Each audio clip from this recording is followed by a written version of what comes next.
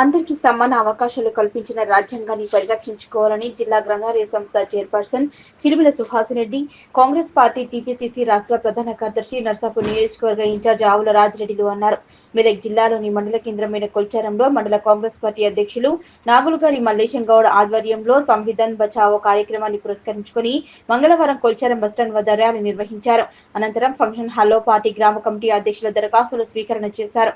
ఈ కార్యక్రమానికి ఎన్నికల ఇన్ఛార్జ్లు మిట్టు సాయి కుమార్, వరప్రసాద్, జిల్లా కాంగ్రెస్ పార్టీ అధ్యక్షులు ఆంజనేయులు గౌడ్లు హాజరయ్యారు. ఈ సందర్భంగా సమావేశాన్ని ఉద్దేశించి ఆవుల రాజిరెడ్డి, ఆంజనేయులు గౌడ్, మిట్టు సాయి కుమార్, వరప్రసాద్లు మాట్లాడారు. వచ్చే స్థానిక సంస్థల ఎన్నికల్లోపు పార్టీ గ్రామ కమిటీ, మండల కమిటీలో వేసుకుని క్రింది స్థాయి నుంచి కాంగ్రెస్ పార్టీ బలమైన రాజకీయ శక్తిగా తీర్చిదిద్దుతామన్నారు.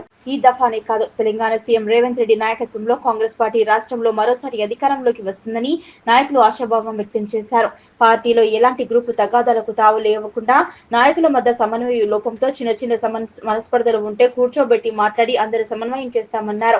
బీఆర్ఎస్ పార్టీ కంటే బీజేపీ పార్టీయే డేంజర్ అని, మతం పేరుతో యువకుల మనసులను కలుషితం చేస్తూ బీజేపీ రాజకీయ పబ్బం గడుపుతోందని ఆరోపించారు.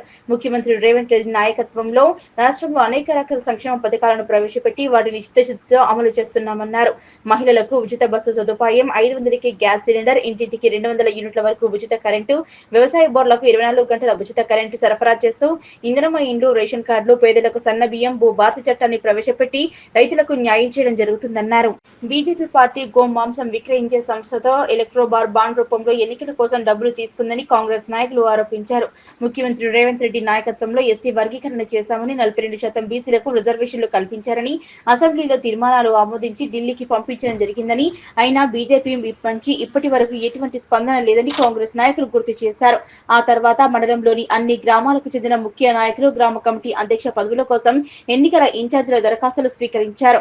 ఈ కార్యక్రమంలో పీసీసీ నాయకులు సోమన్నగారి రవీందర్ రెడ్డి, కొల్చారం మండల పరిషత్ మాజీ అధ్యక్షులు చందాపురం సావిత్రిరెడ్డి, మండల కాంగ్రెస్ పార్టీ నాయకులు పైతర అనిల్, మహేశ్వర్ రెడ్డి, మధుసూదన్ రెడ్డి, మణిరాములు, గంపల లక్ష్మయ్య, అంజాగౌడ్, కొమ్ముల రవీందర్ గౌడ్, గోండా కృష్ణ, అక్రమ్, శేఖర్, బాలరాజ్, సుధాకర్, గోవర్ధన్, పాండునాయక్, ఆగంగౌడ్, జోగిపేట విఠల్ గౌడ్, కుమార్ గౌడ్, వడ్ల లక్ష్మీపతి తదితరులు పాల్గొన్నారు. రకరకాల తర్వాత గ్లోబల్ ప్రచారం పేరుతో ప్రజల్లో చూస్తున్నాం. దయచేసి కాంగ్రెస్ కార్యకర్తలు అర్థం చేసుకోమని చెప్తున్నాం. కాంగ్రెస్ కార్యకర్తలు అర్థం చేసుకొని మన పార్టీని మనం కాపాడుకోవాల్సిన అవసరం ఉంది. ఇది పేదల పార్టీ, ఇది బడుగు బలహీన వర్గాల పార్టీ, అన్ని వర్గాల పార్టీ. తర్వాత అన్ని వర్గాలు చల్లగా ఉండాలంటే కాంగ్రెస్ పార్టీ దేశంలో చల్లగా ఉండాల్సిన అవసరం ఉంది. కాబట్టి నేను 2 విషయాలు ఇక్కడ చెప్పదలుచుకున్నాను. ఒకటేమో బీజేపీ పార్టీ, మనకు ఒకటేమో అధికారంలోకి వచ్చినప్పుడు ఏం చెప్పింది మీ అందరు కూడా ఒకసారి మనం ఫ్లాష్ బ్యాక్ పోదాం. ఇప్పుడు ఒక పెద్ద చిట్టా ఒకటి తయారు చేసి సోషల్ మీడియాలో బాగా వైరల్ చేసింది. ఇది ఏ కాంగ్రెస్ నాయకుడికి ఎన్ని ఆస్తులు ఉన్నాయి, స్విస్ బ్యాంకుల అకౌంట్లో ఎన్ని పైసలు ఉన్నాయని వాళ్ళు పోయి స్విస్ బ్యాంక్ నుంచి లిస్టు తెచ్చుకొని చూసి చెప్పినట్టే చెప్పింది. ఆ లిస్టులో ఒక్కొక్క కాంగ్రెస్ నాయకుని అకౌంట్లో ఎన్ని పైసలు ఉన్నాయి స్విస్ బ్యాంకులో అనే ఒక లిస్టు ఫేక్ లిస్టు తయారు చేసి ఆ లిస్టు మొత్తం దేశమంతా వైరల్ చేసింది. అది నిజమో కాదు కాదు, ఆయన ఇట్లా చేస్తాడు అట్లా చేస్తాడు, సోషల్ మీడియాలో ఫోటోలు పెట్టాలి, మార్పింగ్ చేయాలి. అవి నిజమా కాదా మనకు తెలియదు కాబట్టి నిజమో ఏమో అనేటువంటి సందేహంలో మనం ఉంటాం. ఎన్నికలు అయితే అండి జవహర్లాల్ నెహ్రూ ఇట్లాంటి వాడు జవహర్లాల్ నెహ్రూ గురించి చెప్తా అంటారు, లేకపోతే ఇందిరాగాంధీ ఇట్లా అని ఇందిరాగాంధీ గురించి చెప్తా అంటారు. ఎందుకు చరిత్ర వక్రీకరించాలా? చరిత్రను వక్రీకరిస్తేనే కాంగ్రెస్ పార్టీని ఓడించగలరు తప్ప లేకపోతే ఇంకేం లేదనేది వాళ్ళకు తెలుసు. కాబట్టి ముందు మన చరిత్రను వక్రీకరించే ప్రయత్నం చేశారు. ఈరోజు అదే మాదిరిగా 2014లో అధికారంలోకి వచ్చారు. మరి పోనీ అధికారంలోకి వచ్చిన తర్వాత ఈ దేశానికి ఏం చేశారు? దేశానికి వాళ్ళు ఏం చేయలేదు. 11 ఏళ్ళు అయింది కదా అధికారంలోకి వచ్చి. ఇప్పటికీ కూడా జవహర్లాల్ నెహ్రూ మీదనో లేకపోతే ఇందిరాగాంధీ మీదనో మహాత్మా గాంధీ మీదనో వాళ్ళ మీదనే మాట్లాడుతుంటారు. కానీ మీరేం చేస్తారో చెప్పురా నాయన అంటే ఒక్కరు కూడా చెప్పండి. వాళ్ళ ఎజెండా ఒకటే. వాళ్ళ ఎజెండా ఎన్ని విద్వేషాన్ని సృష్టించారు. ఆగినప్పుడు దీని గురించి చర్చ పెట్టాలి. కేంద్రంలో ఈ రకమైన నడుస్తుంది కాబట్టి మన హక్కులకు భంగం ఏర్పడుతుంది కాబట్టి దాన్ని రక్షించుకోవాల్సిన బాధ్యత ప్రతి ఒక్కరికి ఉంది. కాబట్టి ప్రతి ఒక్కరూ దాని గురించిన అవకాశాలు దాంట్లో మనకు ఏమి ఇచ్చిండ్రు ఆ రాజ్యాంగం మనకి ఏం హక్కులు కల్పించినా తెలుసుకోవాల్సిన అవసరం మన మీద ఉంది, బాధ్యత మన మీద ఉంది. ఎందుకంటే మన కోసము ఇచ్చిన రాజ్యాంగాన్ని కాపాడుకుంటేనే మన హక్కులు, అది ఒక రక్షణ కూడా. పేద బడుగు బలహీన వర్గాల యొక్క హక్కులకు రాజ్యాంగం అనేది రక్షణ కూడా. ఇకపోతే మనం సంస్థాగత ఎన్నికలు నిర్వహించుకుంటున్నాం. ఒక చెట్టు మరి అన్ని రకాలుగా వృద్ధి చెందాలి, పురోగతి సాధించాలి, అది మనకు ఫలాలను ఇవ్వాలి అంటే దాని వేర్లు మంచిగా ఉన్నప్పుడే ఆ చెట్టు అనేది పచ్చగా కలకలలాడుతుంది. ఇది మరి ఈ పార్టీకి మరి వేర్లు ఏంటి అంటే గ్రామ శాఖలే. రాజ్యాంగంలో పొందుపరిచిన అంశాలే కారణం కాబట్టి ఆ రకంగా భారతదేశంలో పుట్టిన ప్రతి వ్యక్తి దేనికైనా అర్హుడే, అందరితో సమానంగా, డబ్బున్నవాడా డబ్బు లేనివాడా, ఈ కులం వాడా ఆ మతం వాడా కాకుండా ప్రతి ఒక్కరికి ఎలాంటి తారతమ్యాలు లేకుండా అందరికీ సమాన అవకాశాలు ఇచ్చేదే ఈ రాజ్యాంగం. కాబట్టి ఈ రాజ్యాంగము ఈనాడు ప్రమాదంలో పడింది.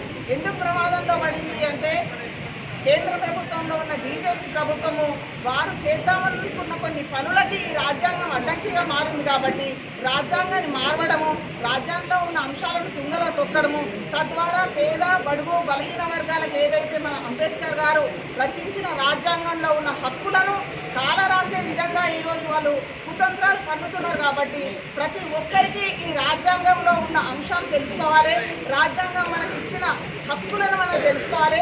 అలా తెలుసుకున్నప్పుడే రాజ్యాంగానికి ఎక్కడ లోటుపాట్లు జరుగుతున్నాయి, ఎక్కడ దాని దుమ్ములో తొక్కడానికి